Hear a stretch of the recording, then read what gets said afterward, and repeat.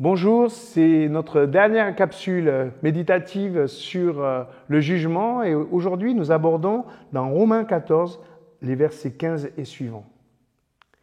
Si tu fais de la peine à ton frère ou à ta sœur à cause de ce que tu manges, tu ne te conduis plus selon l'amour.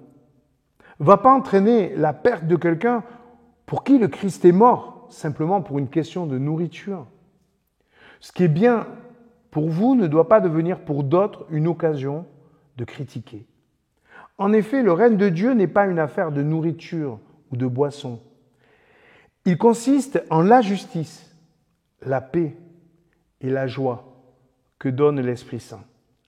Celui qui sert le Christ de cette manière est agréable à Dieu et approuvé des êtres humains.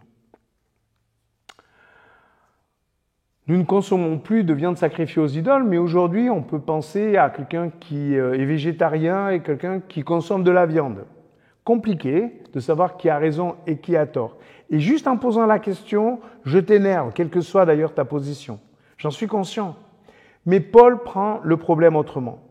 L'enjeu, c'est la justice, la paix et la joie. C'est ça qui constitue le royaume, pas des opinions sur la nourriture.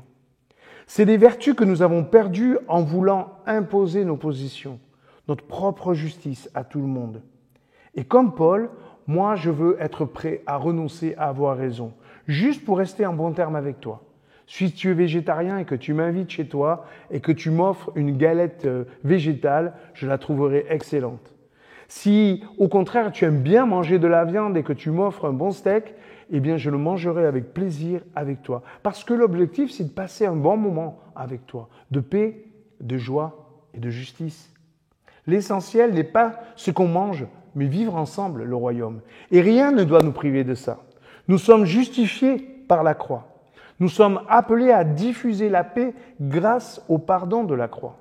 Nous vivons dans la joie de ce pardon immérité, cette dette payée, et nous voulons la communiquer et la partager. Renoncer au jugement, c'est aussi pour vivre la communion. Que représente une justice qui condamne la majorité des humains? Ce n'est pas l'Évangile. Que serait la paix si elle concerne que les pays du Nord et pas ceux du Sud? Que serait la joie si elle n'était pas partagée?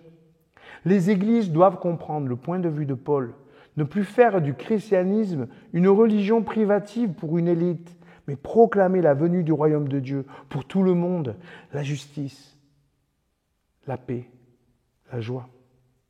Les disciples sont ces personnes ouvertes, paisibles, joyeuses. C'est pour cela qu'ils sont tant appréciés. Mais les disciples sont devenus rares. Pourtant, j'en connais et je veux désormais en faire partie. Et toi ?